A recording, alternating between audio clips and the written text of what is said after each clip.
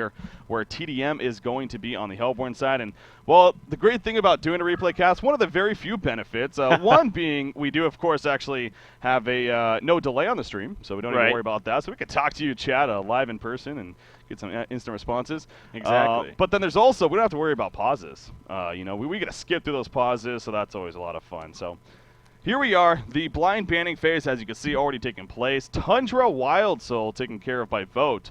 Wild Soul and Fade taken care of by Trademark Esports. So Wild Soul overlapping here in this third and final game. Yeah, actually, if you remember, I believe it was in game one. Yeah. Was it game one? Where Wild Soul was actually... He was played by Vote, I believe, by Keizu, where he got the mock. And oh, you're right. Okay, yeah. It was, tdM that actually locked it, even though they were second position. You're right. And Keizu on Wild Soul pretty much owned game one as the short lane Wild Soul. Not even long lane, but short lane. Anyway, yeah, Wild Soul, they just don't even want to deal with it. Kind of interesting that Legion banned it out, as we did mention Keizu's success in game one. Yeah. But they also banned out Tundra, and then Fade, of course, banned out blindly from Minuts. He doesn't want to give him to that first position. For Swindle Melons. But anyway, the locks have started. We got Bubbles starting it off. Plague Rider, Wretched Hag, very quickly here. Pebbles and then Midas. We've seen Midas picked up, here and there, but not exactly the strongest here in the metagame, but can still work. And then Mirax is the final lock from tdM. Yeah, you know, Midas, we saw him in I want to even say the semifinals at DreamHack. I believe he was played by TT Esports against Complexity, if I'm not mistaken. I believe that's, it was Jeppins. Yeah, that's who it was. You played it again for TT Esports, and you know, just as we were then, kind of here now, it's like it's a case of all right. I mean, he had his time on the competitive scene, but then he got his nerfs eventually. I mean, sure, he's had a couple of buffs to kind of revert that somewhat, but it just doesn't seem like he's your go-to option. You know, whether it's that suicide role or mid role, just not too popular. But locked up here by who was he locked by? By Vote. So you know, maybe they have a plan in mind in terms of going to be going with Midas, but. Maybe not. We'll see. Of course, only 4 to the 6 heroes are going to be picked up. Other than Midas, you know, that is a very, very strong lock pool, to say the least, and plenty of options. You know, you got your suicide really taken care of. So the banning phase, though, picking up here. You see a lot of chat going. Again, just a reminder, this is a replay cast, so really what they're saying doesn't even technically, you know, matter here. But Silhouette Demented Shaman is so far how things are. Again, Demented Shaman going to be banned here. Yeah, the one thing I do find interesting, you do have some suicides being Plague Rider, Bubbles, and Wretched Hag, and even Midas can suicide. Well, hell, even Miraxis can in certain situations, but not typically ran as a suicide. Is that you don't have any junglers in this lock pool, which I think is kind of interesting. We've seen, you know, time and time again, especially throughout DreamHack, is casting all those games. Junglers, junglers, junglers. I mean, I think we saw even a couple games where it was nothing but junglers locked there. Yeah. So I find that kind of interesting. Zephyr banned out now on top of that Demented Shaman. Zephyr obviously had a very big impact in Game 2 in this series, being played by Limp, had a very, very fine Zephyr play. And then, of course, Keeper of the Forest is banned out from tdM, so one more ban apiece, I believe. Yes. I went ahead and turned on my profanity filter. There's some language going on here in chat. So. Oh, no. So I just learned something, though. If you turn on the profanity filter, it actually doesn't block what already happened. So just a fun little test right there. No. So, yeah, we got the next ban coming up right here. Parasite actually going to be banned by Vote, so not going to be seeing Parasite this time around. And then you got Trademark Esports back to their side. And we'll see what they do. So you see again in chat, they're talking about a lot of things right here. But like I said, this is a replay cast. The match actually does end up getting played, and it does actually go through. So what they're even saying in chat right now ultimately doesn't even matter right here. So. I'm pretty sure even in replays, if you just go IC. Oh yeah, no, yeah, you can ignore chat. I probably should have done that. Now that I think again, I hadn't even watched this. I wasn't even aware that they actually did all this chatting and whatnot about it. But yeah, if you go /IC 4 times, if you do that 4 times, it'll block everything. So look at that. There we go. Now that they're all done talking, well, that's taken care of. No. So don't need to worry about that anymore. So, anyways, Ophelia, wow. Ophelia making it through the lock and the banning phase, and then snap picked by Swindle Melons. Not too surprising that it'd be snap picked, but just the fact that she was allowed to be picked up in the regular picking stage, very rarely we see that. Glacius and Tempest, though, the quick response here from Trademark Esports. But how about that start? I mean, Ophelia is very strong. You do have Glacius, which is a pretty decent counter to him, so it makes it a little bit more difficult. They did ban out the Parasite, so... you know, if a team has like something like Glacius and Parasite against Ophelia, it makes Ophelia much less effective, even with a hero that's that good. So, yeah, Ophelia's going to have a great time, I'm pretty sure. And then tdM with the jungler right off the bat of Tempest and Glacius. Other junglers are pretty much banned, like I mentioned, Parasite, of course, and then Keeper of the Forest, also banned out by tdM. It's going to be fine. It's passive jungler versus an aggressive jungler, so it depends on what kind of thing V0TE wants to run here. Do they want to run like a pseudo tri-lane like they did game 1, where they had a Luna and Mag up in that top lane? That's they right, can also they can literally pick that right now if they wanted to. And actually even Engineer was there, but they do go to the Tremble. So yeah, I'm kind of curious as to why they didn't maybe try that, because it worked so well game 1. They have a number of options for solo mid and solo short, being you could do Wretched Hat. I mean, a lot of those heroes could actually all solo. So yeah, kind of interesting. But they go with their kind of signature pickup of Tremble, Engineer as their hard support. And the only thing I worry for right now is they don't really have a point stunner to maybe combo up something with Engineer. Other than that, I think it's decent. Yeah. Yeah, I mean, that's right. You're right, though. I mean, it worked out the first game. Here they are in game number 3. Obviously, everything's on the line here. Magnus Luna does seem like very powerful. Hell, even Magnus Engineer. I mean, they picked the Engineer. They could have gone the Magnus Engineer combo, too, it seems like. So, how about choosing to go the Tremble instead? As you say, more of a signature style for them. KZ, of course, great Tremble player. So, yeah, we'll see how... the staff message apparently still goes through. Anyways, we'll see how Tremble does here. Of course, you expect him to eventually be played by KZ for V0TE. And he has had some great success, of course, for this team in the past. So that is the good news right there. And, ooh, Trademark Esports finishing off here with, well, that's a curveball. Definitely did not see that coming. Dampier is going to be the third and final regular pick coming up following the Tempest and Glacius. So, Dampier, what did you take on that, Trev? Dampier's fun. I definitely like him in pubs, but in competitive play, I don't know. I can't put my finger on it. Like I always see him, and I know he has potential, and he can. He's like a Pebbles. Speaking of, he's like a Pebbles, but can combo a lot more frequently, I think. And he has 3 different spells rather than 2. And he also has a lifesteal, so he has a little bit more sustainability in team fights. But like I said, I can't put my finger on it, but I just don't. I don't really like him. I don't know why. I just don't like him. I don't. You're a horrible I'll get back person, to you. Trev. I know. I'll get back to you on that one. But I don't know. Something about just he requires first for him to go mana, and then if you want to build him like a burst hero, which he can do, but then that's pretty much all he does. And then he tapers off after that. Yeah. I don't know. I just can't put my finger on it yet. Well, it's kind of true, because it seems like I think there's just so many ways that you could potentially build him that kind of hurts him to an extent, where it's like, what route do you ultimately go, depending on the pace of the game, I guess. Yeah, so it's going to be interesting to see how, of course, Trademark Esports use him. Plague Rider and Wretched Hag are going to be the final 2 picks out here for tdM. You mentioned the Pebbles, of course, first pick by V0TE. And now back to V0TE, they have options. You would think maybe with the lineup that they have so far, maybe something like a Tremble bottom, Ophelia jungle, Engineer Pebbles lane, and then have your, I guess it could be like Engineer Moraxis, but no, you'd probably want Bubbles here, yeah. Okay, so yeah, Bubbles is going to be the 5th and final pick coming out for V0TE. Again, more than likely going to be played by Skyzo. And seems like they are good to go. So, finishing with the Bubbles pick, I mean, how about V0TE team? So, we'll start with V0TE first. How do you think V0TE finished off here? Well, they have a very decent team. Pebbles Engineer probably going to be scoring off mid. Bubbles Suicide, Ophelia can be in either jungle, doesn't really matter. Can just farm up, but apply pressure to the Suicide, which is probably going to be Plague Rider. So, I mean, it's a fine lineup. Very signature lineup for them. Again, I know Tremble is great, and KZ plays him well, and it seems to be a comfort here for them. But that's another one of those heroes that I just don't. I'm not the biggest fan of. I don't think he has that much late game potential. He can farm fast, and he can be aggressive early to mid as well with Boris if he is active. And I will say KZ does play a pretty active Tremble with regard to running your Boris around the map and trying to set up kills that way. But yeah. I do disagree with the build that he goes. I know he likes to rush Amok. I'm not a fan at all of that. But he might switch it up here. We'll see. Yeah, we'll see how it goes this summer round. Obviously, you may have saw right there on your screen, quickly changing the settings. Ooh, Zaya able to get the Ward of Sight down here, despite 4 players from V0TE actually coming down here, trying to protect it. So good speed. Of course, Plague Rider has one of the highest base movement speeds in the game, so able to use that to his advantage, and in fact get it placed down. I believe he did buy the boots first even, then eventually sold it to give him a little bit of extra burst, and you can say that that's what got him there. So well played by Zai. But anyways, as I was saying, quickly changing, we were testing out some settings. We've done it in the past. I had the camera smoothing on, but it seems like from the past when we did try that, just it wasn't a people weren't a fan of it, to say the least. So just quickly took it off right there. And going back to normal. Change is bad. But so we see the lanes coming about right here. So now how about this Hellborn team? I mean, again, they're Plague Rider, Wretched Hag, where their picks out of that lock pool. How do you think tdM finished here? They really like this double deny feature from Tempest and Plague. I see them running a lot.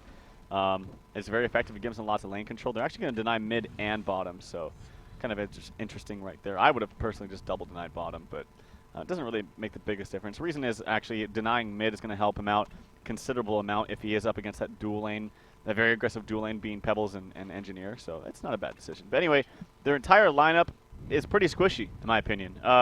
Even though Dampier, he can be kind of played as a carry hero in the mid to late game, even then he's pretty squishy. Plague is squishy, Hag is squishy. They're all pretty squishy, so that's the one thing I fear for them.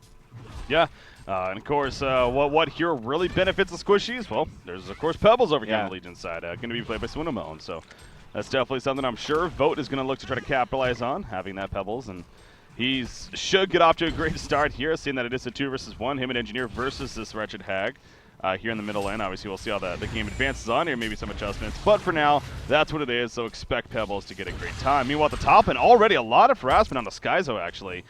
You saw, I believe it's called a Vampiric Flight. Yeah, Vampiric Flight coming in from Dampier, and doing a bit of damage with the assistance of Glacius. I mean, that actually seems like that could also be a pretty powerful lane combination here for the Helpers. Do you think tdM could have maybe sent their dual lane middle instead? Or is this just better off for them here? No way. I mean, Dampier can combo nicely, but it's just early on you don't have enough damage. Like, he does have a Fear, which is nice, but his spells just don't do enough damage early on. Until you get that ult up, until you get the 3 essences circling around your hero, and have that extra damage and whatnot, then you're not really doing damage until that point. But I will say Dampier is actually pretty good in this lane against Bubbles, because if you time the Fear from your Q spell in between the Bubbles Shell Surf, it can screw him up pretty badly. So Bubbles isn't going to have the greatest time up here. Well, so now what do you make of this then? I mean, obviously you talk about all the time how Pebbles, the #1 rule if you have a Pebbles in your team really is make sure that Pebbles gets farmed. Could it be similar to a Dampier? I mean, is it a case of you want to make sure that at the very least Dampier is getting that farm? Well, that's the thing is, I mean, obviously they want to, because he's kind of their carry this game. I mean, Wretched Hag can carry as well to the late game, and very effectively at that. But here's the thing with Dampier, it's like, if you build him as a ganker like that, like a Pebbles, like get him free farm, get some items on him, and then go gank. I actually think Portal Key is not bad on Dampier. But it's like, if you want to be a ganker-style hero like that, like Dampier, why not just pick Pebbles? Or why not just pick Mag? So True. That's where I feel like it's kind of awkward. But anyway, I'll get pause for the win, as we just dive right through that pause. I love it, man. I love it. Again, that's like one of the very, very few benefits of doing replay casting. Don't have to sit through what some of those pods, especially with some of these lag issues that they were having. Obviously, we sat around, 10, 15 minutes even. But we just skip right through it, no matter how long it was. Love that about it. So. All right, so the laning phase obviously progressing right here. In fact, let's pull up the stats tab real quickly, see where things are going. This middle lane, 15 and 10 Pebbles currently, as Hag is only 4-0. And you see Sender right here on this Engineer. He plays this here quite often, heavily harassing this Wretched Hag, as he's just way beyond the creep wave, pushing him out of it, really, and even keeping the Wretched Hag out of experience range somewhat. So well played right there. And again, Pebbles is off to the good start. Bottom lane, how's that one going off? 16 and 6 Tremble versus a 6 and 8 Plague Rider. So Tremble, despite the denying machine and Plague Rider, Tremble's still managing a very good time himself down there. Yeah, I mean, Tremble will get, other than denies, Tremble should get every single CS with the Hatchet plus those Impalers. So that's why Tremble's so amazing in the short lane against Suicides. Yeah, no difference here. No difference here. Again, KZU plays that Tremble all the time. We'll see maybe what build he goes this time. He made it very clear that not a huge fan of that Mocker Brilliance early on, but maybe KZU will surprise us this time around and change things up a bit. Of course, he does have Ophelia in the jungle on his side as well, so nothing coming out from Z-Freak just yet, whether that's the case of really hasn't found the opportunity or just simply is focused more on the farming mindset. But yeah, he cannot find an opportunity this game, and it's not his fault. You're up against the Plague, who already has the lane positioning because of the deny. If you try to gank mid against Hag, it's Hag, who bought an early Vestments, by the way, before Bottle or before Boots, so, and obviously has the Blink ability, so that's going to be kind of hard. So if you're Ophelia right now, I would just stick to farming as much as you can, stacking farming, getting maybe level 5, level 6, and then try to push bottom. Obviously, I've talked about this before. If you have a deny like Plague or Tempest in your lane, in the Suicide lane, and you have a jungler, you can actually push even harder. It kind of backfires the fact that you have a deny. So that's probably what Ophelia is going to be doing this game, and as a result, you see a CS. He's just primarily focused in the jungle, but You know, if you compare his jungling to to Tempest, Tempest being more of a passive jungler and farms very, very fast in jungle, obviously Tempest is having the better time right now. Well, and also, my notes here on Tempest, he is actually going what is very signature of his. Not many other junglers, if any, that I can even think of, really go this style where he gets the bottle, actually. Right. And he already bottled up a Hasten, in fact, as you can see. So we'll see if he maybe is able to set up a gank with that, even. Yeah, absolutely. I mean, I actually do like the bottle. I know a lot of people don't like it. They just rush that Ring of Sorcery, but I think bottle is just fine. Oh, he's coming over right here. Skyzo taking a lot of pressure, but the Haitian has been activated. He's running in. Glacial Blast going to come out perhaps. No, not in time, but he still has a Haitian, of course, and now Skyzo in a lot of trouble. Are we going to see the Bloodlust kill coming out right here in favor of Trademark Esports? Yes, we are. Limp dives in at the last second. Vampiric Flight used and gets the kill. Wasn't able to use the Consume, unfortunately. That would have given him 3 charges, actually. And that would have been pretty boss mode for him. But, hey, they got the kill. They got the Bloodlust kill on top of that. So very good execution coming out right there from Trademark Esports. Yep, absolutely. Utilizing that rune. And the good thing for him is he was checking that rune in the top lane. Even though they really have access, like, the way that the lanes are set up for Gary Johnson, they should be able to camp every single rune. Like, Engineers should be able to go top. Tempest can kind of go there and maybe try to snatch it from him, but really Engineers can have the easier time. Ophelia has the bottom rune unlocked, so they should be getting every single rune. So it's really good that Minus was able to secure that top rune. In the meantime, he's playing this perfectly. You get a gank, you get a tower kill right after that. Yeah. So having a good start here is Minus. Yeah, it's just obviously that's really like jungling 101. I mean, you say, you get the gank, you get the tower push, and mission accomplished. And of course, Tempest doing that very, very well here. And the goal per minute definitely showing. Meanwhile, at the bottom lane, actually, Plague in a little bit of trouble. Keizu diving big time. In comes Ophelia from the side. She does have a Skeleton King. Can she get close enough? Not even going to matter, though. She actually gets a nuke off, and Keizu. Z-Freak actually did get credit for the kill. So Keizu taking a bit of tower damage right there, as well as a little bit of return damage from Plague Rider. But in the end, he will survive.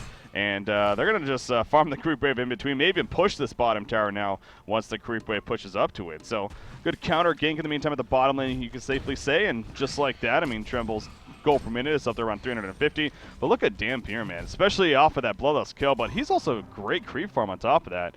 I mean, he's right now farming 470 gold per minute. He does go the Helm of the Black Legion first, actually. So going to be somewhat tanky early on.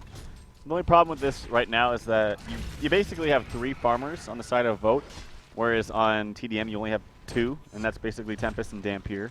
So as a result, they're winning a little bit in the early engagements. The only reason why they're kind of losing in the numbers is because they had that Bloodlust and the tower kill pushed up top. But other than that, it's pretty even. They're probably going to get this defense tower, this tier 1 tower, and the suicide lane relatively quickly, and then they'll be good after that. Oh yeah, we see down here, I mean, it is actually getting fairly low, so Tremble not actually putting it in deny range just yet, but I love Dampier's build, by the way. Yeah. The items he got. The Helm of the Black Legion and the Chalice, I think that's perfect. Chalice is amazing on heroes like him. He's not a strength hero, but he kind of played like a strength hero in a sense. And I love his items. They're just perfect right now. Oh, he's porting to the middle lane because Glacius in a little bit of trouble, but they can turn this around. In comes Dampier. There's the Consume, and down it goes. Engineer right there. Actually, that wasn't even Consume. That was just his Q ability right there. Bubbles porting away, though. Gets a kill himself, but now he's going to die himself as well. Dampier did use the Consume that time, and now has those 3 charges, as you can see, as a result of the skin. Pebbles running away. Plague don't even turn to fire. The Tempest ultimate going to pull him right back in, though, and Swono Melons will fall. So 8 minutes into this game, we are now looking at a 4-2 hero kill advantage in favor of Trademark Esports. 1,800 gold lead, 1,400 experience lead. Very good porting right there, especially from Dampier. Yeah. He could have just sat there at top, continued to farm, but Dampier's not that kind of hero, man. He wants to get those kills, and he definitely got involved there. Yeah, good for him. I mean, I love to see that even if you are pretty much the only carry on your team, it's better to be active, I think. Similar to what we watch Slicks from TD Esports do all the time is even on heroes like Magebane picks up a very early TP and starts, roaming around and helping out his team. And then good decision by Minus using that ultimate. Yeah, it was on one hero and he was like half HP, but it doesn't matter. He could have gotten away if he hadn't done that. So it was a good job by him. And then also Skyzo, trying to get that kill onto Glacius. Well, I think he did actually, or at least set it up. Just simply wasn't worth it. I really feel like he should have just shell surfed away to safety, and then it actually would have saved Pebbles as a result. So kind of a misplay right there. Yeah, Dampier, man. I mean, he's looking very good. He actually finishes his Ghost Marchers now. So, he dodges Stalagmite somewhat right there. He got hit by the tail end, but only minimal damage. The tower is just out of deny range. Of course, needs to be that 130 mark, but just out of that. So we'll see if it eventually gets denied. The bottom tower was pushed in by Vote in the meantime.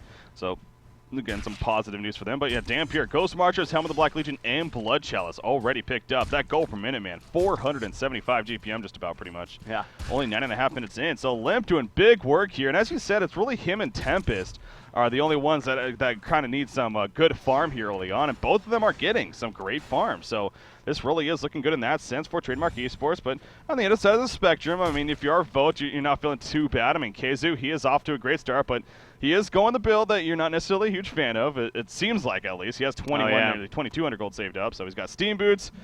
At this rate, it does, again, especially being Keizu, probably going to see this order the high to the Mocker Brilliance here. The only redeeming quality about this build in this situation is that you have a Pebbles on your team that can get ganks, or that can gank and get kills while you're AFK farming. The only reason you'd want to buy a Mock, in my opinion, early on, is so that you can farm, similar to a Rune Cleaver.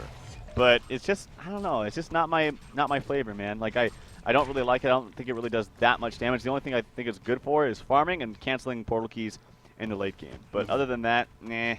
I could find better damage items than that. Yeah, so we'll see how it works this time around. Again, it's not guaranteed just yet, but very likely at this rate, I should say, that he is going to be going for that. Mystic Vestment is now picked up on Dampier, and that's obviously a very smart pickup against this Legion team with Pebbles, Bubbles, hell, even Tremble to an extent. Not a bad item choice there. So Wretched Aga, in the meantime, she finishes her own Steam Boots. A bracelet just picked up by Plague Rider. In the meantime, in the middle lane, Pebbles taking a dive right there. Dampier, though, just kind of going with some harassment to terrorize on top of the Vampiric Flight, and then quickly falls back. And, that's another thing with Dampier. His third ability is so interesting because I don't know, to me it seems like an odd ability on a hero like Dampier. In fact, he's going to go back in right there. That Consume comes out, and down goes Swindle Melon. So maybe Swindle underestimating the power of Dampier a little bit right there. There was a Tundra Blast from Glacius, sure, but, man, Swindle just dropped. I don't know what he was thinking standing there. I have no idea. Like, clearly that burst is going to take him down. I think maybe the only thing he was thinking was being a little cocky that he could stun him in between the flight and the fear. So yeah. Not too sure about that one, but nonetheless, Dampier off to a fantastic start here. Oh, they're going to try to turn this around, though. Cupfield coming out, poor coming in. That is Pebbles trying to get a return kill on a Dampier. He does not chuck Dampier, though. Dampier gets the kill. The Tempest ultimate on top of the Plague, bouncing on a lot of creeps, though. But will that matter? Bubbles barely staying alive, using the takeover. The final line of tactics is going to miss uphill. He will survive. Tremble now chasing Tempest. They cannot slow him down. Great Skeleton King there at the end, and they guarantee that kill. Meanwhile, the Chuck, the poor man's portal kill on the Engineer right there. He lays a mine down, but actually Engineer driving to the tower. He will fall. Batblast coming out. Gets him killed. Dampier somewhat tanky. He's going to try to run away. He does have a Blood Chalice to use if he wants to try to trick around a little bit right here. Oh, wait, he's doing this one. Oh, but what a trap from Boris coming out, and down goes Dampier. So great ninja right in front of his eyes as soon as they get the kill. In the end, it does seem like Vote may have came out on top there, actually, and when it's all said and done. Yeah, they also got the Courier killed, which is a pretty big deal. And then, yeah, that uphill attack from Zai would have been pretty huge if they got the kill on the Bubbles, but he didn't. And then, yeah, actually, the interesting thing is as he tossed Engineer in, by the way, Engineer has no ultimate. So I feel like that would have been an even bigger favor for Gary Johnson. He had to misclick. I don't know. I think he did it on purpose. Maybe he thinks that just costs too much mana. I don't know. No. He would Spider Mines over ultimate? No. Yeah, believe me, I don't know why either, but I have a hard time thinking that you misclick a spell like that. I don't know.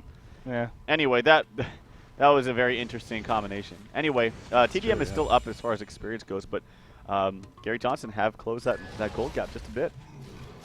Yeah, that is. Now, I have a feeling if he goes ultimate at level 7, then I have a feeling that it was a misclick. But if he continues not to get it, actually, then maybe you are all right. Well, yeah, I don't know. He could still get his ultimate at level 7, thinking that would, if that was his whole intention to begin with. True. It's, like, because his spells don't really need like I have to get level 4 on this spell. It's just kind of like, I don't know how to explain it, but you don't have to max those spells to have them be completely efficient. True. Portal Key just picked up my Pebbles, by the way. Yeah, that's really good for him. Yeah, 13.5 minutes in against Swindle Melons. 1, 2, and 2. Not the most impressive start in terms of hero kills, but hey, that's 353 gold per minute. And a Steam Boost, Power Supply, Bottle, and a Portal Key. Just now 14 minutes into the game, so actually that is a very solid start here for him. Sort of the high, of course, is on Keizu playing the Tremble, so sure enough, we are going to see that Mocker Brilliance here in the near future. And again, we'll keep a close eye on how that affects him as the game goes on. Dampier saving up a bit of gold. He's now up to about 1350 himself. We'll see what his next big item is. And he does have the 1 level now into this Bloodthirst. And it does seem like, Bloodthirst actually can be very powerful for a hero like Dampier to just help him in that jungle even. To just kind of sit there passively auto-attacking, I guess. But yeah. But like I was saying, I mean, what do you think?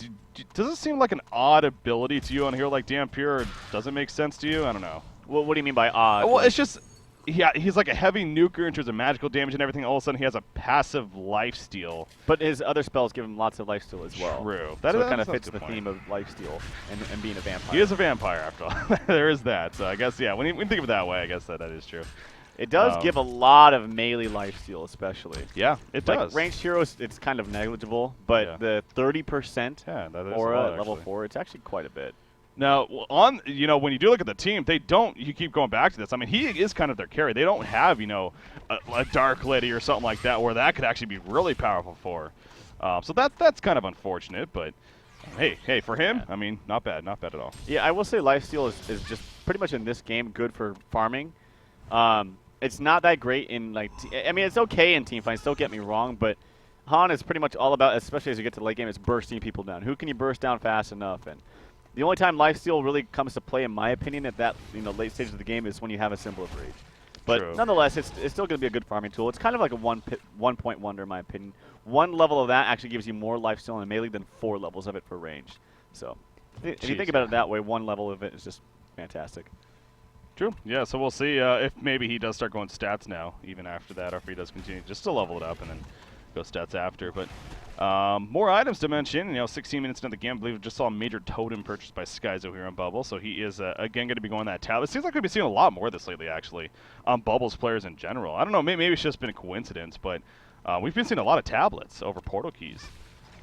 Is that something that stood out to you, or you think it's just maybe a little bit of coincidence? On which heroes? On Bubbles.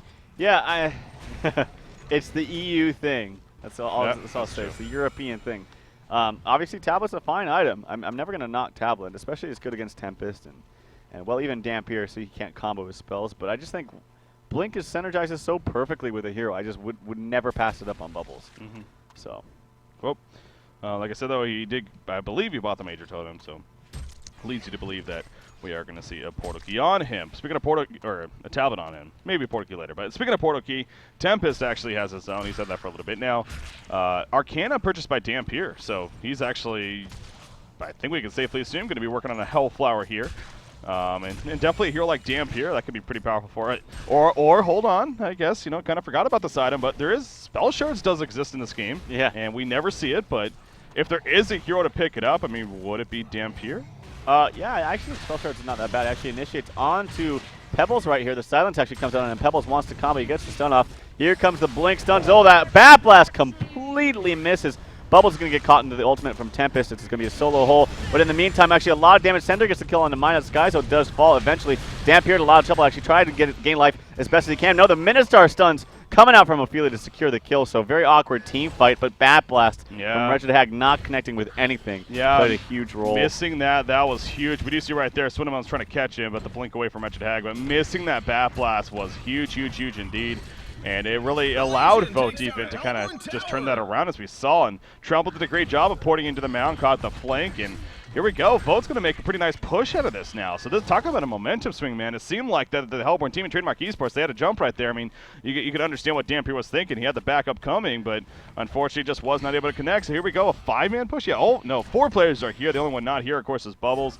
He's in the meantime pushing that middle lane, but the Mocker Brilliance is on Keizu. They're going to try to push this lane in. Nope, they're not. It looks like Tremble is being ported back, and that will be that. So, but again, very good push coming out from V0TE, and although the experience is still pretty solid in favor of tdM here early on, about 2,500, the gold lead is now in favor of V0TE, about 1,400 lead for them. So I will say the combination between Ophelia and Tremble is pretty amazing. You can port around like ridiculously. He just ports him back to base. He can maybe TP to a lane. He can use his mounts to go to another lane instantly. It's pretty fun to watch. That's a really good point, yeah. I mean, he still has his Homecoming Stone, and he was just farming the bottom lane right there after being up top, going back to base. So, yeah, that's a good combination there, definitely, between the two. But yes, here we are now, 19 minutes into the game. So like we're saying though, right before that fight, I mean, if there was a hero to maybe see Spell Shards on, it could be Dampier. But do you think Do you think just Hellflower makes more sense in the end? Yeah, I do. I think it's like, okay, yeah, Spell Shards gives you a lot of damage, but Hellflower, especially it scales very well to the late game.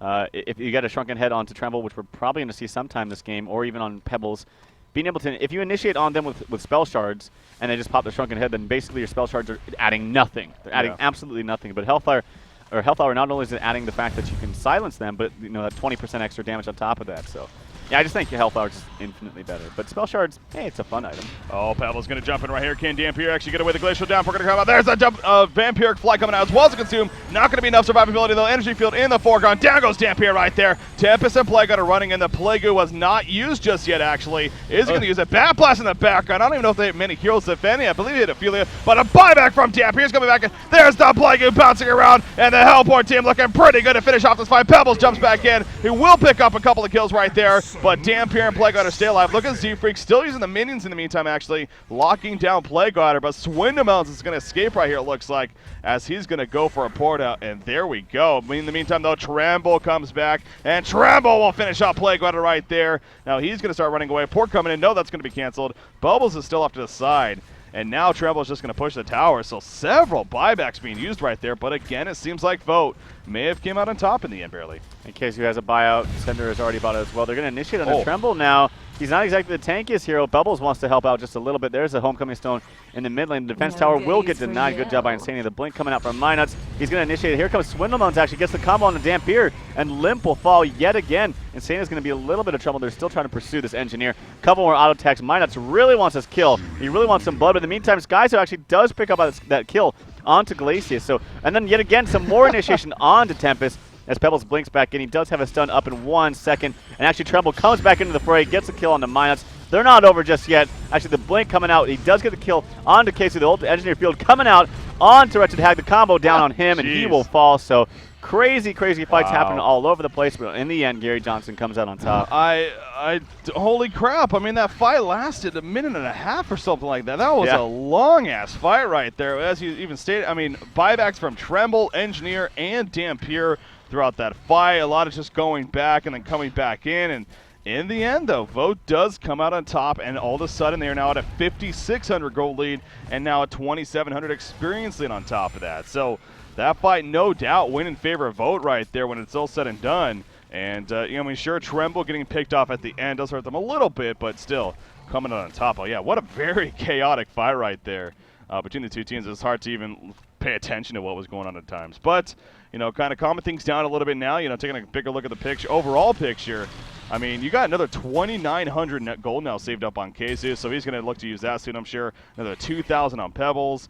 You got Ophelia with already her items, another 1,600 gold. So items are starting to add up pretty well over here for Vote. I mean, tdM sure has their own things going, definitely, but it seems like it is a little bit more in favor of tdM or Vote right now. Yeah, definitely. And the fact that for Dampier, who is had ridiculous amounts of farm early on. He died, bought back, died again. Yeah. So his farm is really shot down, only 360. I'm saying only 360, but it was very, very high. I think closing in on that 500 gold. He had 500 for a little bit. Yeah. Wretched Hag, if it looks like it's going to have to go to the late game for tdM, and if it does, Wretched Hag is going to have to be the one that carries this. It's not going to be Dampier. I'll mark my words. He's going to help, certainly, if he gets that Hellflower released relatively soon, but Wretched Hag is in the makings of her own Hellflower, so it's going to be pretty much all onto Noob G, and especially Minuts with some big Tempest holes this game. But obviously, playing up against lots and lots of stuns, and of course the Skeleton Kings, if Z-Freak can manage to find those in the jungle, it's going to be kind of hard for Tempest to really get a good hole. Yeah, I mean, Dampier right now, of course, he's just simply trying to finish that Hellflower here for him. So I want to say he has the second Arcana, too. So I think he's getting very close to actually finishing it. Just needs a third. Maybe not. I mean, he did buy back, actually, so now that I think about it. May still need to farm the two. But anyways, we'll keep a close eye on that. Just see when the Hellflower is eventually going to be purchased by him. Of course, Wretched Hag, the Hellflower of her own, definitely will be huge as well. There's the Shrunken Head finish on Kazu. So, yeah, that's huge against this Hellborn team. I mean, you were talking about Dampier. That could be a problem for him if he doesn't go the Hellflower route. So, sure, he's going the Hellflower route, but still, if Tremble is able to get that Shrunken Head off before he's affected by one of those, which could be one of the two perhaps over here on the Hellborn side, then that could be pretty devastating in those fights. So very, very solid and very smart item pickup there from Kazu. Yeah, absolutely. I mean, I'm never going to knock Shrunken Head, especially against this team. They don't really have any kind of like crazy stuns, like a long duration stun that you can get out of. You have the Glacial Blast you can get out of. You have the Ice Imprisonment you can get out of. You can use your Shrunken Head in between Dampier's spells and combos and the Wretched Hags. So right now, it's a fantastic pickup. But obviously, when you get those Hellflowers up on Dampier and Wretched Hag, it could be a little bit different. But as far as right now, you know, Gary Johnson's in a good place. Yeah, in fact, they're going to push this top tower. In the meantime, their first tower being taken in the middle lane. But, hey, that's an exchange they're willing to make, definitely. I mean, they just got a secondary top for a first tower in the middle. And they may keep this going, actually. So this is going to force Trademark Esports to make a tough decision here on how they want to approach this. I mean, they can definitely team fight. They have that Tempest ready to go. He doesn't have a Shrunken Head yet, but he does have an ulti ready to go. Of course, they got Wretched Hag. She has her level 2, so does Plague Rider. I mean, they can definitely team fight. And actually, I think that does scare Vote a little bit. And also a point of, you know, maybe they don't necessarily need to push in just yet. They could fall back, clean up the jungle a little bit, and even get bigger and better. So gotta like that decision coming out from Vote. No reason to really force anything here early on in this game. Yeah, I feel like they should have farmed out this other camp that Minus is doing right now before leaving. Every little bit matters, and every little bit that you're getting, not only farm for yourself, but diminishing it from the other team. So I think they could have stayed in their jungle just a little bit longer. And they actually even have, that's kind of interesting, they have a Ward of Revelation right next to this Ward of Sight by Insania, but they didn't counter that. So kind of interesting. Action bottom. Oh, there is action bottom lane. The Bat Blast coming out of Pebbles, trying to walk away very, very slowly, but will it be enough? Is any support going to come in? Here comes Tremble, actually. Maybe able to turn this around. Tempest jumps in, but no, Tremble's not able to get there in time. The Dark Swarm activated, trying to finish off the thing, but the Tempest ultimate pulls back in Trouble right there. Gonna at least save Hag for now. She'll blink away, and she's gonna Homecoming Stone now, so a very rare moment right there where we saw a defensive Tempest ultimate coming out, and in the meantime, Engineer being touched by Dampier. Dampier will get the kill, but at what cost right here? Tremble now pounding into Dampier. Bubbles joining the party. Ophelia now joining the party as well. Dampier dropping quickly. Can he get off the fly for some life? No, he cannot in time. But the play is bouncing around. Tremble will fall, and Ophelia is trying to run away. Juke through the woods, juking and jiving, and she looks like she will be fine. The Minotaur army now turning things around. Skeleton King as well, but Pebbles jumping in, catches Wretched Hag right there. Shellsurf on top of that. There's a Song of the Sea. Wretched Hag, can she blink? No, she cannot, but Pebbles now gonna fall. No, the tablet away, and Swindle Millets will survive in the meantime. Tremble coming back in, and Tremble buys back for his second and final buyout there. And now they're probably going to push the secondary tower here. I don't agree with that buyout at all, but I got to say, really good job actually by Minuts. You know, it can be easy to kind of tunnel vision right there, especially wanting to get that kill on Ophelia. You probably maybe could have, but it would have been a horrible decision. And he realized that and backed right away immediately. And, you know, despite them getting initiated there towards the end by Pebbles, it was a good, really good decision by Minuts and just overall well played by tdM. Yeah. But yeah, that second buyout from KZ, if they realize it, that changes the game dramatically. Especially as we approach the late game, if you're able to just, you know, focus down a kill on Tremble, who's pretty much their only carry. You know, Pebbles can carry in the late game, I suppose, too, but you know, pretty much all the farm is dumped onto Tremble. Well, most of the farm, I should say, is dumped onto Tremble. You get a kill on him, yeah, like I said, totally dramatically changes the way you approach the fight. It does. I mean, the fact that he already has 0 buyouts, only 27.5 minutes into the game, that is huge right now. And something, again, they can't necessarily see that for themselves, but you would think, being the team that they are, that they're very aware of that situation. Pebbles though going to jump in the meantime. Poor man Portal Keys chucks Plague Rider back to his fight. Teammates right there, and down goes Plague Rider. Always love to see the Chuck being used that way, and easily sets up the kill onto him. So very good execution between the teammates there. Yeah. And they'll gladly take that kill and go back to Congor in the meantime. So with Plague Rider dead especially, it is now a 5 versus 4. They're not really fully committing to Congor by any means. He's dropping fairly slowly, but this could be a Congor kill for Vote here. Yeah, and I gotta say, actually, I was gonna mention that too, Zai. That was one of the most like favorable bounces and like just devastating damage I've seen from a Plague Rider ultimate in a long time. But nonetheless, Gary Johnson on top in a big way. I mean, after Congor, they're gonna be about 8K gold. I want to say 3K experience ahead. Hellflower's picked up on a Dampier, Shrunken on Tempest, so those are good pickups, but having a Token of Life on Nikezu, who has no more buyouts, it's going to be pretty huge. Yeah, that's, you know, I think that's the biggest thing. The fact that he doesn't have any more buyouts, having that Token of Life is absolutely huge for him here. So now, again, the question is, do they actually use this Token of Life right away and mass up and push as a team, or do they maybe sit back a little bit and obviously wait for some time to go off? And it looks like it is going to be the latter. We got Tremble porting to the bottom lane. He's going to, with one of his mounts, he's going to farm down there. And the rest of the team will kind of spread out and do their own farming. So everything is back up here for, I guess, even both teams in that sense, the ultimates, that is. So both teams are ready to fight, but not going to be coming out just yet. Of course, item pickups once again. Dampier does have the Hellflower finish, so going to be huge. Hellflower also going to be finished on Noob G playing his Wretched Hag here. in the very near future. He has the 2 Arcanas and about 1368 gold saved up, so going to be coming up very quickly for him. And then, of course, the Shrunken Head on Tempest. So actually some very good core items now have been picked up here for Trademark Esports, and that can definitely be a difference maker for them. In the end, though, Vote no doubt is overall in the lead, 7,700 gold lead on top of 2,700 experience. But it is that magic, that card of, you know, if you do happen to take out Tremble going into a fight, then they could definitely win this. But it's going to be a lot more difficult now with the token here. Yeah, and most good teams will just use that token to farm up for most of the duration of the token of life. You don't really want to force a push right away, because you want to force a push when the token has 2 minutes, maybe a little bit more on it, because then you just maximize your farm in like their jungle and not have to feel risky about it, because obviously if they jump you, you have that extra life to work with. Yeah. So, yeah, they're in a good spot. Yeah, so in the time being, though, we got Dampier. Now, what do you think Dampier actually, do you think something like a Portal Key could be a good pickup on Dampier now here? Absolutely. I think anytime you have like a Blink Sheep ability or Portal Key into Hellflower, it's always effective. And then you can keep it into place with that fear from Dampier's, you know, the Vampiric Flight on top of the Terrorize. Yeah. So, yeah, I think Portal Key would actually be just fine here.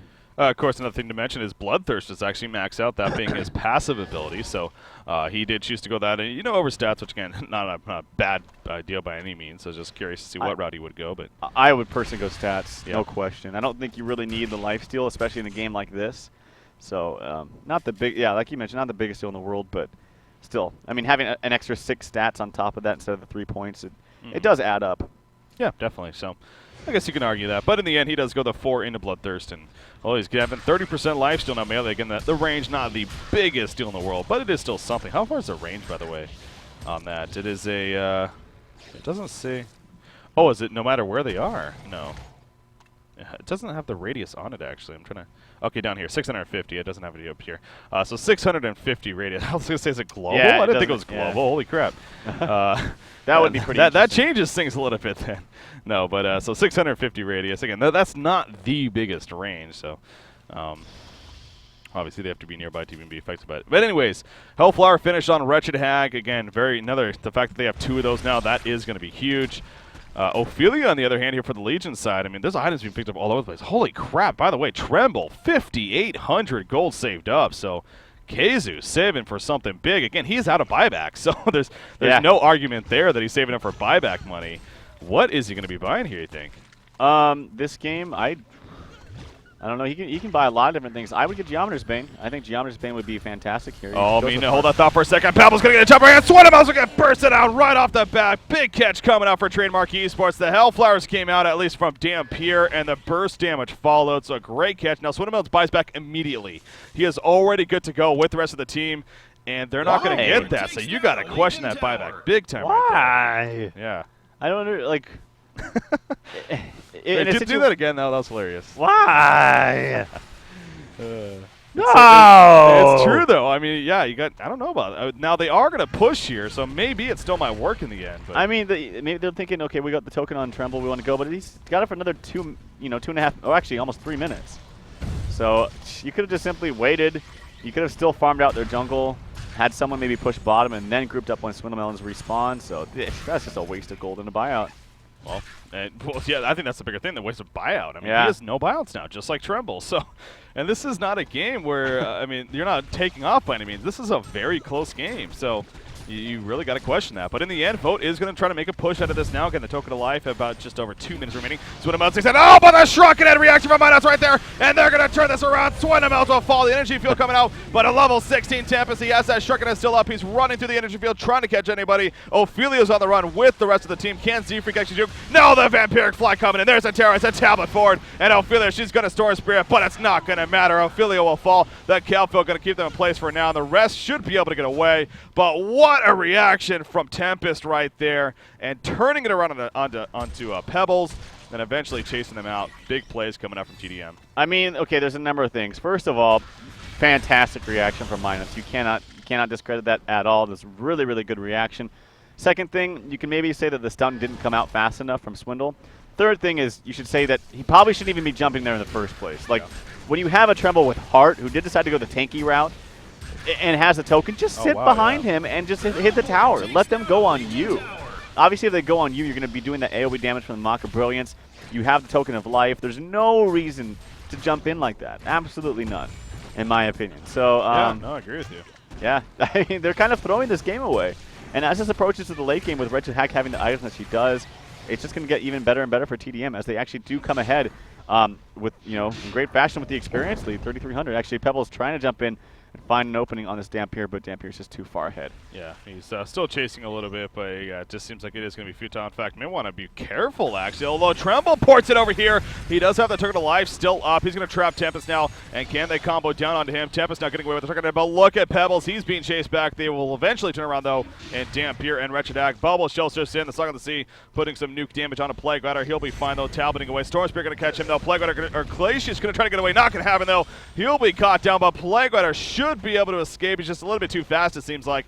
And now we could have a fight brewing, actually. Tremble still wants more. He has 15 seconds on the Token of Life. He's going balls to the wall. Plague Rider may fall right here. No, yes, he will. The Darkstorm does it in. Bubbles jumps into the background, though. Dampier taking the keg stun from Engineer, though. There goes the energy field coming out. The background jump. Tempest will fall, but a great bat blast coming out from Wretched Hag right there. Dampier goes down in the end. Does he have buyback? Yes, he does. He buybacks. Oh, the Plague on top of the Tempest. Ultimate Ophelia's going to go down. Tremble now is going to fall, looks like. And the Token of Life just wore off. Can he actually escape? Glacial Blast going to be used. There's the Shrunken Head. Can he get to his mound? Maybe poured out. Can you get away, Kizu? Can you get away? No, you cannot. Down goes Kizu right there. And again, VOTE, it just seems like they got a little bit too tunnel vision there. They dove big time into the base, and it did not pay off. I mean, Minuts is playing really, really well this game. Fantastic ultimate. I got to say also Zai making some huge ultimates, some huge play goods, bouncing around to and fro.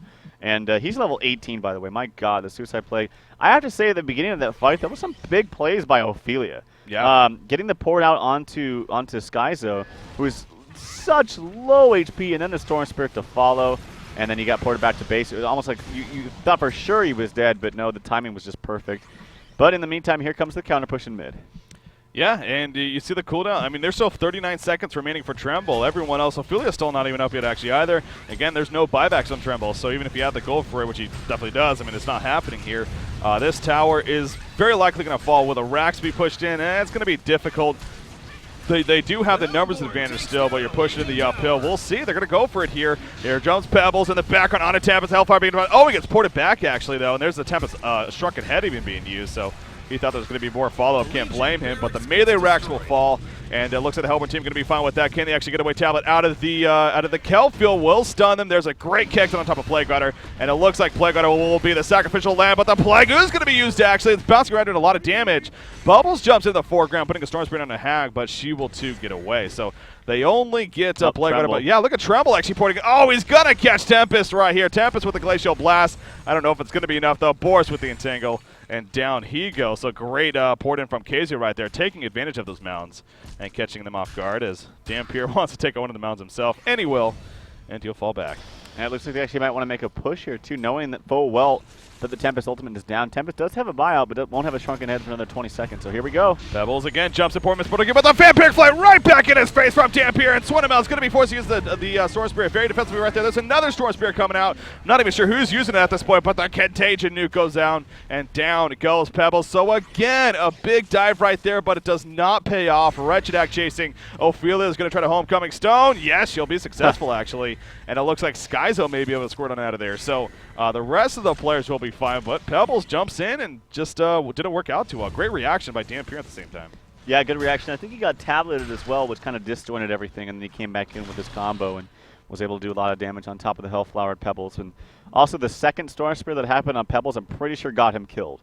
Because he was in that energy field, it was kind of keeping the rest of the heroes at bay. They were actually attacking it very quickly and probably would have still killed Pebbles, but that was a very unnecessary Storm Spirit coming out from Skyzo, actually. He was the second one to use it, so kind of got him killed right there. Yeah. Again, even if you know the results, I mean, it's a good thing we did cast this game because we were told it was a great game, and sure, I think it's safe to say that we definitely are having a great game here between these two teams. So a lot of fun to watch. This is the third and final game here for the HoN Tour Qualifier Grand Finals.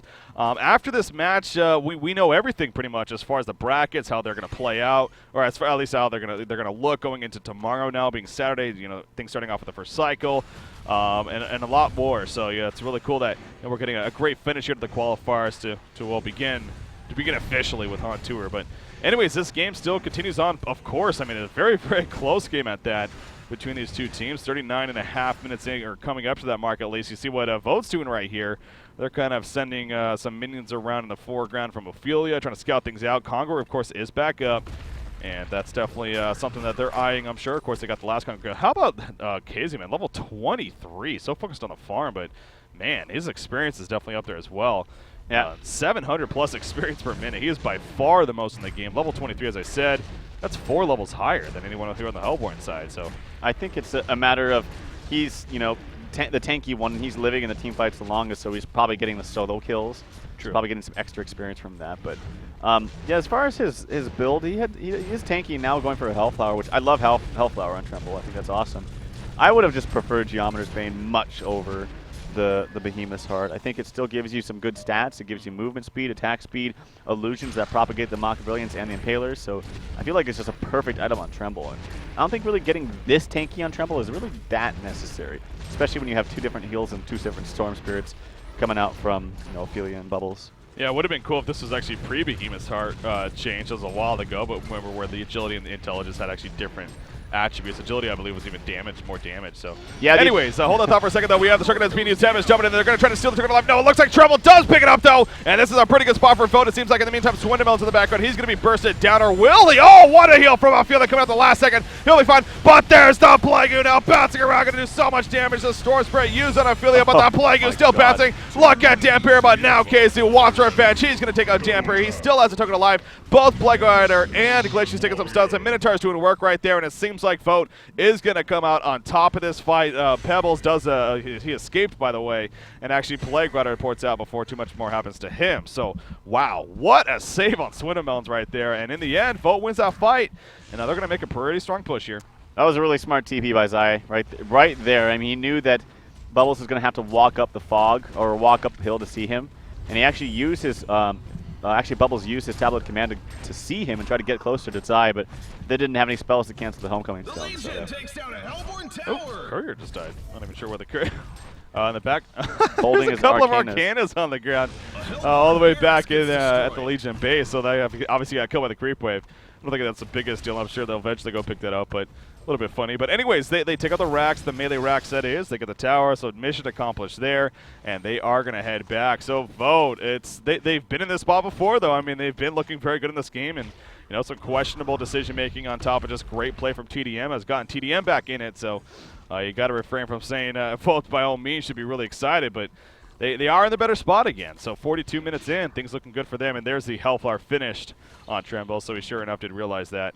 And, of course, finished that neat, as you said. Hellflower is a hell of a pickup on him, so that's going to be even more good news now coming out for them. He's level 24, man. He's going to be 25 very quickly here. Yep, and Hellflower is like I mentioned, I love that pickup. It adds to your damage. He's got almost, well, about 277 max damage. And then being able to obviously silence whoever he wants to. A big target for that's probably going to be that Tempest, or even that Plague Rider, who seems to be really annoying because of the high movement speed, the tanky nature with the armor, has the heal, has the massive ultimate, has the push book. So Plague Rider actually doing quite a lot. But yeah, as I mentioned, as we approach this late game, Wretched Hag is going to start to be the biggest force here for tdM. And closing in on 360 gold per minute, not exactly the highest, especially when you compare it to that Tremble, but you know, still has her core items: the Shrunken Head, the Wretched, or the Hellflower, and then another 3,600 gold to boot. Yeah, 3,600 gold. So we'll see what Hag decides to go for as far as her next item of choice, becoming more of that carry potential. So you know, as I was kind of mentioning, there's that kind of a side topic, but yeah, again, the Behemoths are how it used to be. It was a while back now, but it used to be, I think it was 10% more damage if you're agility focused. And then intelligence was like this cooldown reduction, actually. So. I hated it. I thought the cooldown reduction one for int was pretty good, and obviously the strength one was good, but I thought the agility one was just terrible. Yeah. So 10% more damage, not a fan? No, so negligible. We do see Tremble here in the meantime. Actually, a lot of damage going on. Remember, he has a token Swindle in the background. Jumps on a damp here, but the tablet away. And this time, Swindle playing a lot more cautious. He quickly falls back, but Tremble's going to be locked down, it looks like. Oh, he's going to barely be fine now. He is going to be ported back by Ophelia. So there's that combination we're talking about. But the Hellborn team going to take advantage now. Xander getting locked down. He puts the energy field up. Stormspear going to be used. But Tempest jumps in. Now there's that Glacial Blast. And I believe Xander will end up falling. Yes, he will. Tremble, is he back? Yes, Tremble is back at the fight. He still has a double damager. That's a great jump in from Pebbles on top of. But the Plague of the Tempest also going to pull them right back in. Tremble being locked in as well. On the side, he activates the Shrunken Head. He's going to try to do some damage. Blink away from Hag. There's the Bat that whiffs, I believe. But they get the kill in Bubbles. Hag will fall though. But Tremble still wants more. He's chasing Plague around in circles, but Tremble ring around the Rosie will not work. He will fall. Took it to life, bring him back up. Hag buys back again. Tremble now just trying to run away. Swin him out as a stun. Nice sidestep right there. Coming out from Tempest. They jump in. He poor man Potoki's away. Tremble trying to keep him alive again, but I believe Tremble is just in a bad spot right here. He's going to try to turn something around. It ain't going to happen though. Keizu will fall, and Trademark Esports once again holds it up. Holy buyback, Batman. We have some look at it. I mean, 5 players already have 0 buybacks. Another 3 up down to 1. This game is insane. Well, that's fun to see because that usually means that you're getting some action. You're getting some good play. We have 58 kills in 44 minutes. That's fantastic. I love it. A couple things to note about that team fight. Noob G hasn't exactly had the greatest bat blast this game, but nonetheless is actually still making big plays. Kiting around all the heroes at the same time, using the Hellflower in the midst of all that blinking. Yeah. It's just well played by him. I got to say, though, if Limp kind of made a big misplay, and he did not use his Shrunken Head at all. He got gibbed, no Shrunken Head. Had he used that Shrunken Head, it would have made a completely different fight. Even though they still came out on top for tdM, they would have came out massively on top. So kind of interesting play right there. But nonetheless, tdM in a really good spot right now, actually. This game, man, I mean, this game is interesting on all sorts of levels. It really does feel like VOTE has had their chances to kind of just take off and eventually secure a game even. But again, it's a mix. Yeah, sure, VOTE may not have made the best decisions at times, but at the same time, I mean, Trademark Esports, they are playing out of their mind, it seems like, as well. I mean, they're playing very, very well here. And not only, of course, well, they are coming off the DreamHack, where the DreamHack champions, so they got that momentum going for them. But hey, why not follow that up with the HoN Tour Qualifier Grand Final victory? And obviously, this being game number 3, the winner of this match will earn that title, you could say, as well as the extra benefits. So, but this game does continue to be, in my mind, very even. I mean, sure, it is now looking tdM still has the advantage now, but with a buyback situation, with the makeups of these two teams, with how that Tremble's still farming crazy 545 gold per minute, and it looks like, by the way, he's going for a wing bow eventually. I mean, he goes actually the snake bracelet first. Not too often you see that, but wants to get the evasion off the bat. I mean, I look at this team, I'm thinking, why would you want evasion? Yeah. There's no really hard damage hitters, and the thing is if you do go for that wing bow, it's not uncommon at all for Wretched Hag to go for a Savage Mace. It's not uncommon. At this point, yeah. And that's the only hero on here that's going to do any kind of auto attack damage. Zampier, not really. You're just going to sit there, keep spamming, run away, spam when your cooldowns are up. So having that one hero that's going to do auto attack damage also be the one hero that can buy a Savage Mace should really tell you that Wingbow is not exactly the smartest choice. I would say maybe Wingbow is fine if you already had Geometer's Bane, because I love having images with massive stats from Wingbow, but not here. So, well, then I think it's safe to say you would like to see Geometer's Bane here then instead still. So. Yes. Yep, well, Keizu is going to be going the Wingbow route. It does look like, again, he chose to go the Snake Bracelet first, which in itself is even a little bit different, especially going back to the fact that if you're going Wingbow for evasion, it just seems like, you're kind of doing that wrong. So yeah. But that's what he goes for, so we'll see how that works out for him as the game progresses, of course. In the meantime, I mean, Restoration Stone picked up on Tempest, so he has a double ultimate now to work with, as well as everything else. I mean, double Shrunken Head, of course, amongst other things. We'll see maybe if he rebuys a Shrunken Head at this rate with some more gold that he saves up. There's a Slayer picked up on Wretched Hag, so yeah, she probably either she saw that Snake Bracelet, or like you said, I mean, in a case like this, it definitely is not odd at all to see a Savage Mace pickup on a hero like Hag. So could have just very likely been going for it anyways, and that is coming out, in fact, very quickly here, depending on if she wants to save enough money for buyback now. Yep, she's going to have that, and it's going to do a lot of work, actually.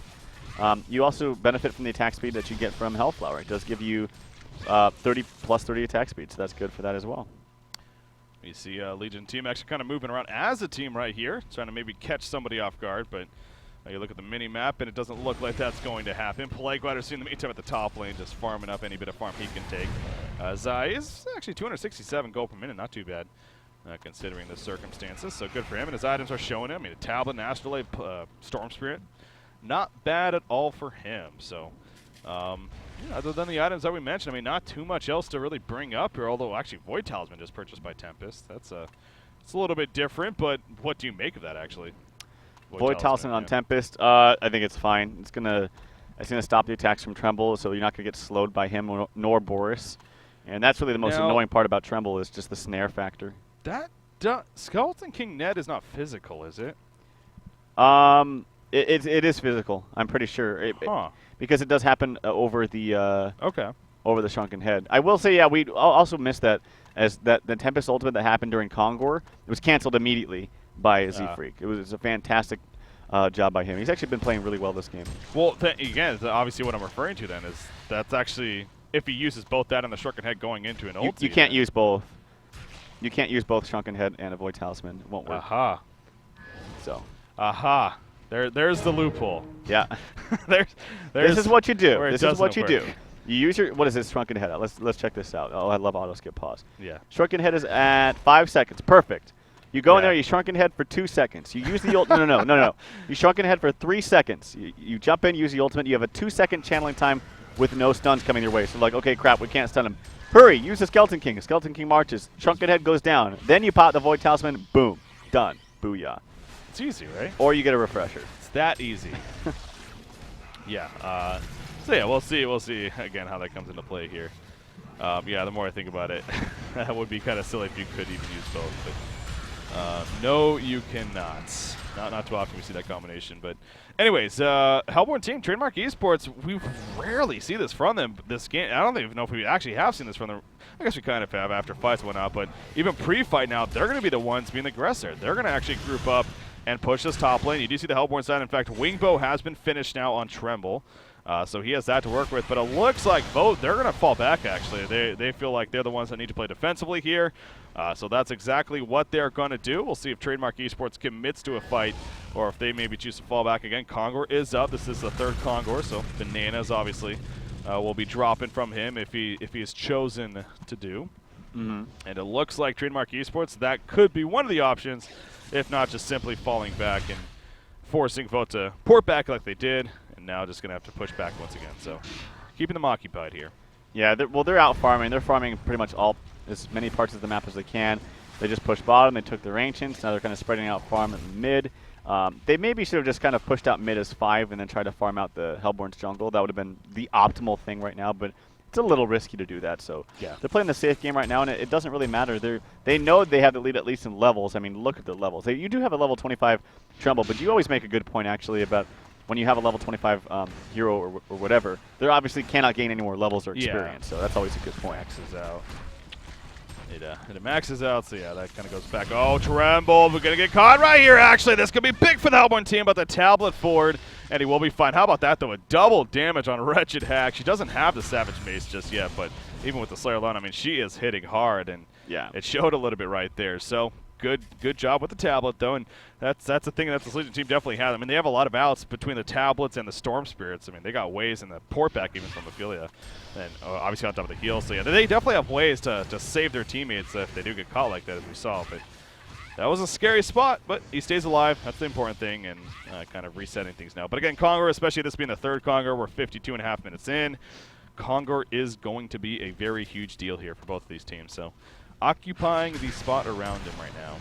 Yeah, I think, I don't know, I think item choices are the biggest deal. Like, when you look at the Legion team right now, I mean, Bubbles' items are awesome. Storm Spirit's always very effective, but you already have one in Ophelia.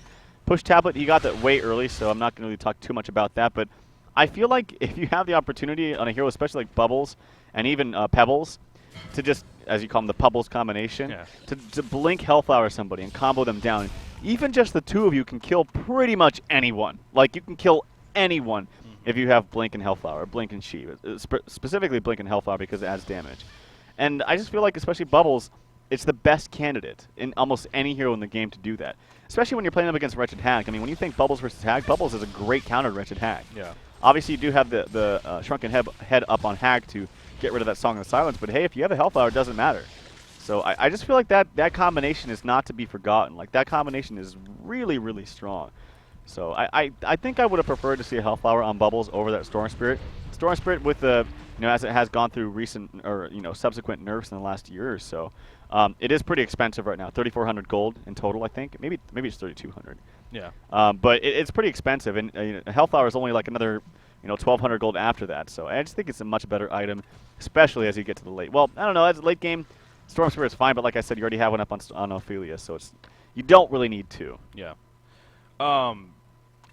One thing, what was I going to mention? Oh, a couple things, yeah. So Skeleton, look at the Skeleton King army from Zephyr right here. In fact, look what he's doing as well. He's spreading out the Skeleton King in case there is a jump. Very smart, obviously, specifically for that Tempest. So no point for him to have Minotaurs, at least it's in mind at this point. It's simply stopping that Tempest ultimate if it happens. And you mentioned earlier, the last fight, he did a fantastic job of that. So going to try to set that up again. We do see the Skeleton King army right here. It's actually going to start falling back as Dampier was kind of charging in fact, activating Ghost Marchers, but the portal key's away, and we will not be having to fight engaged.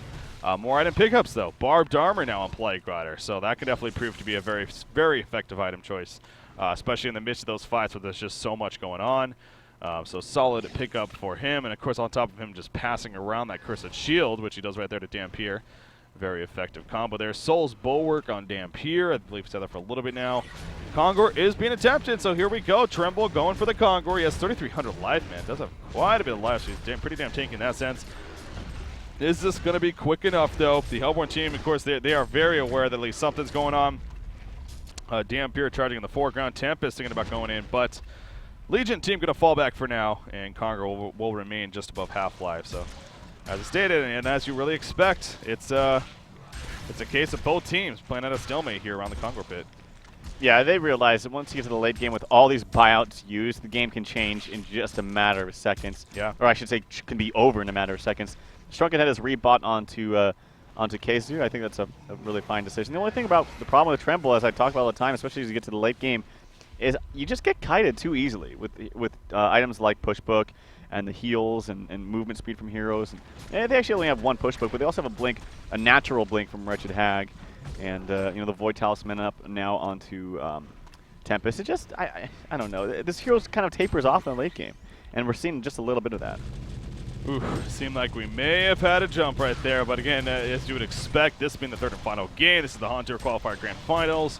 Both teams are going to be a little bit timid even at times, and especially at this point at the game that they don't want to really risk it because, like you so well put it, really, in the blink of an eye, just that one initiation, all of a sudden the game could be over. So Tremble is going to kind of just beat away at some elementals there and maybe at least check out Congor. But again, it's just a case of a stalemate. This middle lane is being pushed back and forth. Dampier kind of going up a little bit, but he doesn't have a portal key or anything like that, so don't expect him to be jumping in like crazy. But he's not afraid to be in the front lines at the same time, especially with the item makeup that he has. So going to even take out some Terra Mounts here. It takes him only 4 hits now to take those out, so that's some good news. But again, Congor is still staying alive. In fact, he's regened quite a bit of life here, so something else you have to keep in mind. The more you wait, the more life he'll just keep going back up in. But Tremble now, it feels like he's confident as his vote to push up. It actually goes right in the face of Dampier, and here we go. Swinnemus will jump in. Dampier's dropping quickly. There's that Star Spirit. Bat Blast in the background. Going to be a great Bat Blast right there. Dampier stays alive. He's going to finish off Engineer, still somehow alive in the background. There's that Tempest ultimate. There's the first one, the Skeleton King to cancel it.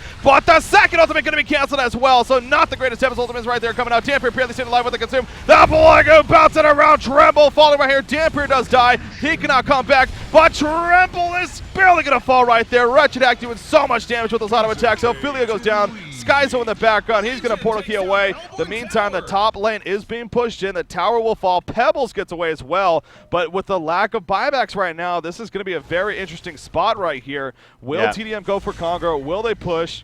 We'll see. Well, they're going to have to definitely defend top. There's a huge push right there. Zai is already TPing out there, and they're not going to try anything. Pebbles is kind of hanging around in the Congor pit area. I got to say, though, Tempest, after he used that refresher, there was a lot of Skeleton Kings around there, no question about it. The first one canceled it. I think he canceled his own ultimate. It looked like he did, yeah. So kind of a blunder right there. It's not the biggest deal in the world. Obviously, they came in on top in that fight, but just, one thing to think about.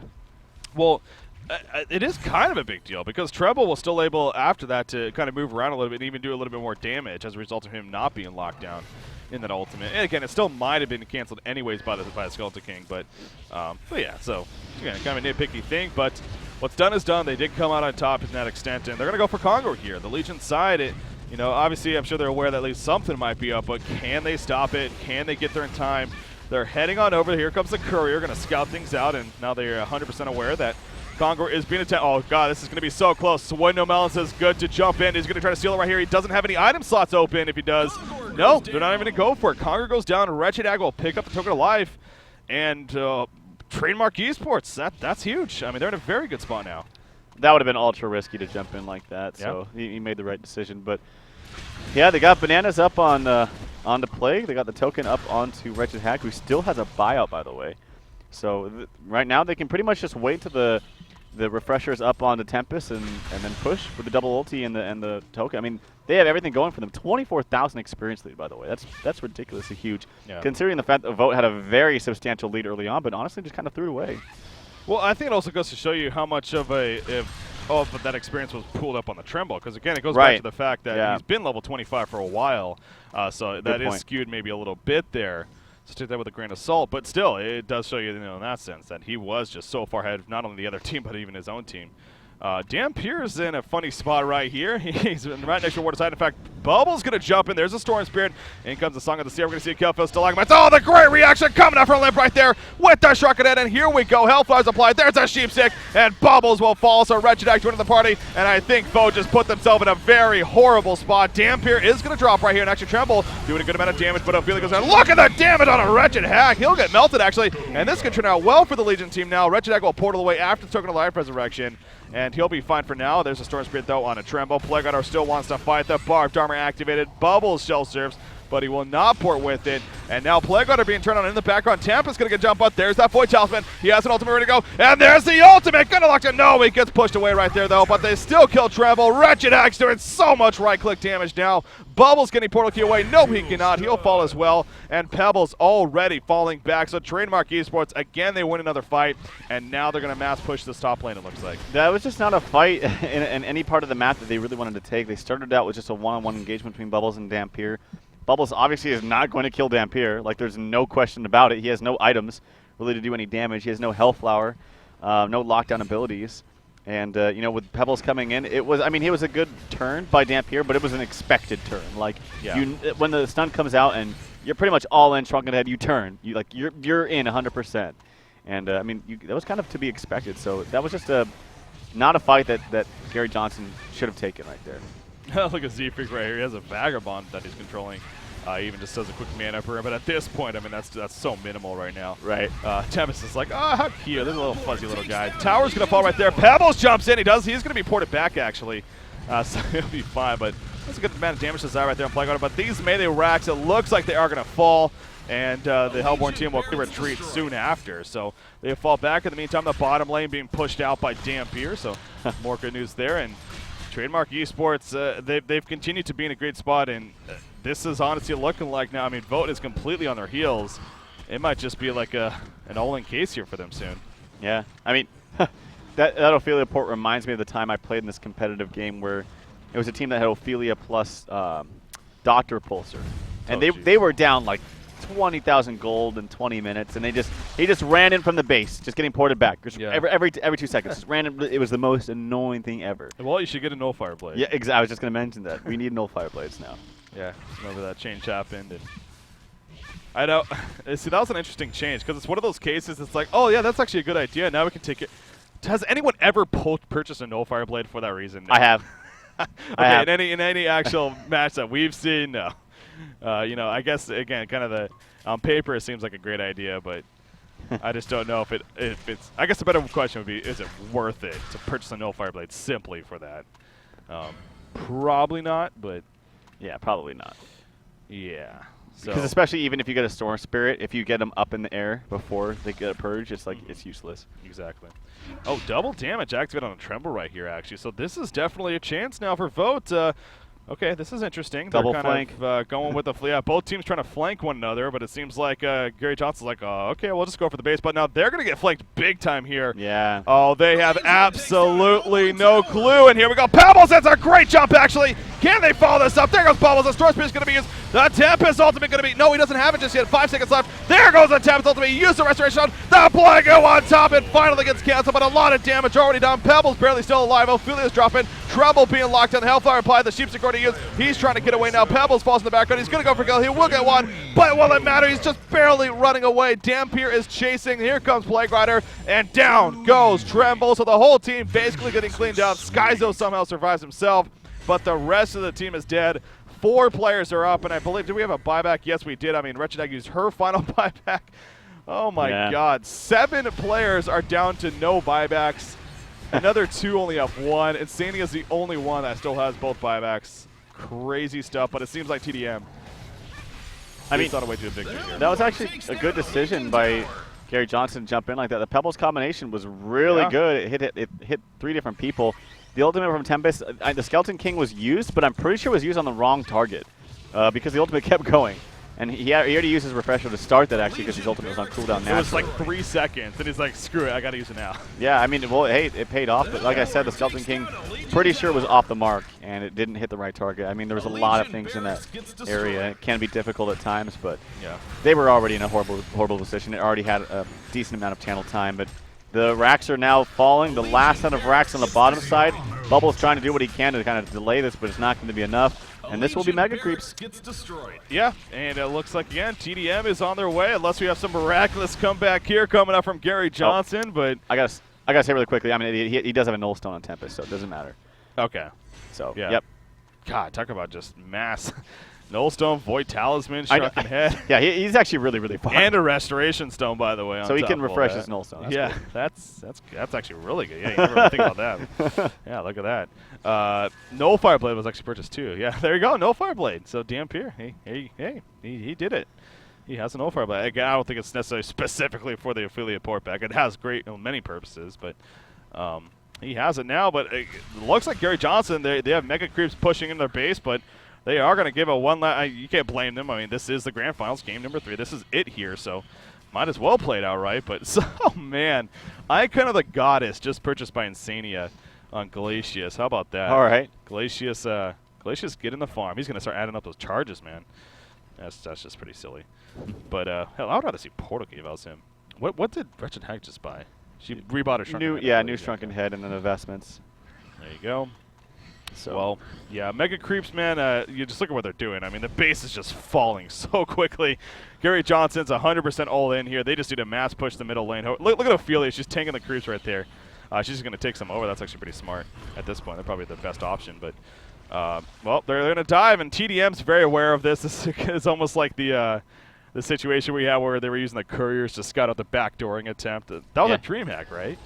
Or was that a HoN Tour Qualifiers before? God, we've had so many matches lately.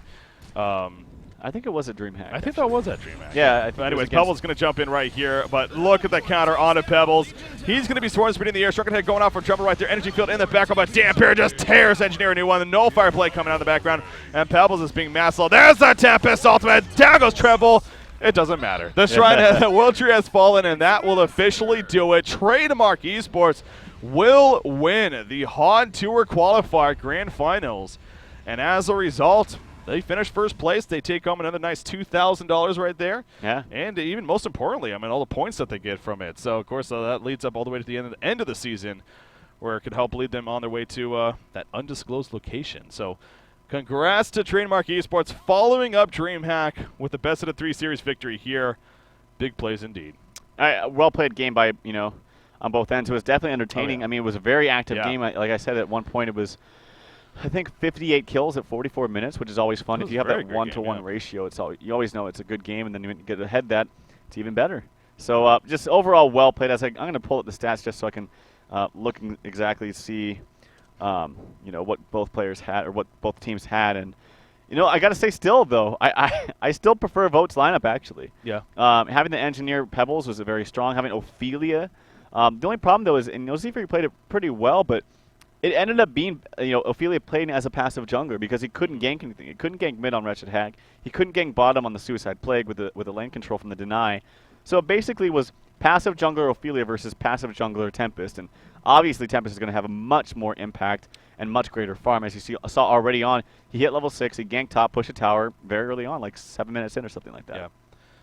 Yeah, that was a fun game to say the least. And obviously being a replay cast, here we came back.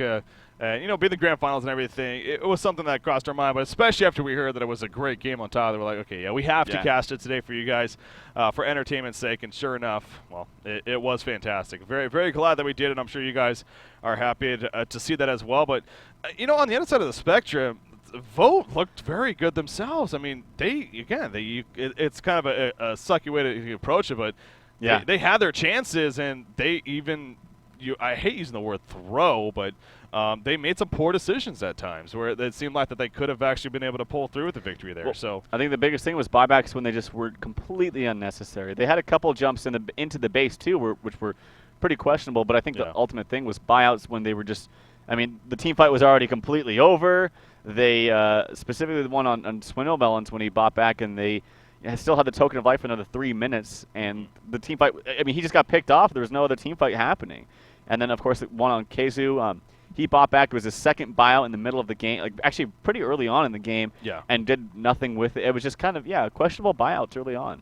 Very true, very true. That no doubt had an impact amongst other things. But in the end, Trademark Esports is victorious. They lost the first game, of course, to Gary Johnson. That was looking good for them early on, even in the series, but the game 2 went to tdM, and then, obviously, as we saw right there, game 3 goes to tdM. So they take the series 2-1, and as I said, that means they finish first place. So where does this all put us now? Well, where does this put us? Well, the brackets were actually released right before we went on, I believe, even. So HoNTour.com, guys, if you go there, if you go to the events tab actually at the top, you can actually check out brackets for the gold, silver, and, of course, the diamond division even when you go to the event page. So we now have information on the brackets, where things stand going into the first cycle. So just a quick recap how it works. So every single, basically 8 days it is. I mean, there's a tournament that takes place. So it'll start tomorrow, actually, on Saturday. For Diamond, it's a double elimination event. The top 16 teams are in there. And when it's all said and done, by next Sunday, we'll have the finals for it. The top, of course, other than the prize, giving away prize pool and everything as points. The bottom 4 teams, though, that finished the bottom 4 places in the tournament, they moved down to gold. And then the top 4 teams in gold, they'll move up to diamond for then the second cycle. So there's a little bit of break in between, then the next cycle starts. So all that information is on HoNTour.com. You can find it for yourself. But it is finally starting, Trell. It's fun. And, I have the brackets right here in front of me. We have some awesome, awesome matchups, as expected, to look forward to. Starting off with the round of 16. I mean, the very first round here in the Diamond Division, it's going to be a blast, man. Can we actually pull up those brackets or even your screen just to get a quick glimpse as to what we're going to see? Yeah. It's a little far away there, but, some good matches. This is the Diamond Division, guys, so obviously there's going to be good matches in really any category. I mean, Experience Gaming versus Gary Johnson. I'm looking at that one.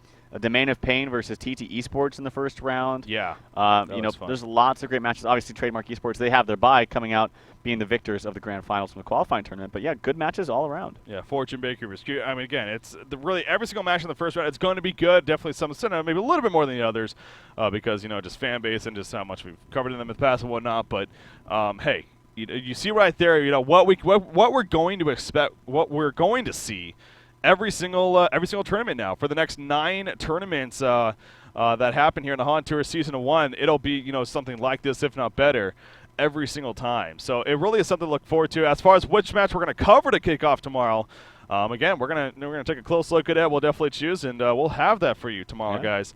That is all starting tomorrow. Tomorrow. That starts at, what does it start at? 9 a.m. Pacific, 12 p.m. Eastern, 1800 Central European Time is when it all begins. And, of course, as it's been in the past, it will be a doubleheader both Saturday and Sunday. I'll have our full we'll get our full broadcast schedule up on even probably this Twitch page, as well as even the HoNcast site, of course. So HoNcast.com, you'll be able to find the whole broadcast schedule of what to expect here on a week-to-week basis even. So it's going to be a lot of fun. The qualifiers are great and everything. 1,024 teams is what we started with, and we just found out that tdM's now the champion of that tournament. But it really is just all beginning now. I mean, it hasn't even started even. So, man, how crazy is that? So it's going to be a lot of fun. I mean, it's finally here. Yeah. Hey, soon as finally here again. Yeah. I almost said that, but I forced myself not to. Oh, man. Well, there is some other news out there. Unfortunately, we can't talk about it just yet So kind of a teaser for you guys. Let's just say there's some interesting things that may be happening within a couple of top-tier teams as far as maybe players moving around. I don't know. I'm just saying. There is going to be an announcement on that, I've been told, later on today, even here in the near future. So we can't announce it just yet ourselves, but on HoNtour.com, I believe there is expected to be a post about it, about some news on that. Trout will be taking care of the hair. I mean, I know constantly people bringing that up. So it's going to happen. It's going to happen, guys, as you said yesterday. Cut me some slack. We just got back from DreamHack. It's not exactly my first part. Guys, I'm home. Need to get to the barbershop. All right, let's go. Let's take care of this right now. No. And I know barbershop, yeah, blah, blah, blah. It's not very hard to just shave it off, but we're gonna try to make it. It's gonna be fun. It's gonna be a fun event, and we're gonna have fun with it, and you guys will enjoy it, I'm sure. So that is coming. So don't worry. It's not like he's backing out by any means. No. He's a man who's a man of his word. Anyways, that is gonna do it for today. So not much else to talk about other than, again, just be prepared for tomorrow, guys. It all starts 9 a.m. Pacific, 12 p.m. Eastern, 1800 Central European Time. We'll have a first round matchup. Well, we don't know yet, but it'll be coming to you. The Diamond Division. Go to HoNtour.com. Look at all the brackets. Have some fun with that. Hey, if you're playing in it, good luck to you guys. Obviously, I know a lot of viewers probably tuning in or even expecting to play in it, especially with the Bronze Division. So good luck to you guys. It all starts tomorrow, man. Cannot wait. So any final words from yourself, Joe? Well played to tdM and, well, Gary Johnson as well, but tdM for taking that grand final series. Yeah. And shout out to all the viewers. Shout out to you guys. You deserve it. We'll see you tomorrow from BreakyCPK. Joining me is Trelf at TrelfHon on Twitter. And at BreakyCPK. At HoNcast as well for a lot of updates. The HoNcast Facebook and, of course, HoNcast.com. Shout out to Killer Orange. Shout out to you guys. We'll see you tomorrow where it all officially begins. Have a good night.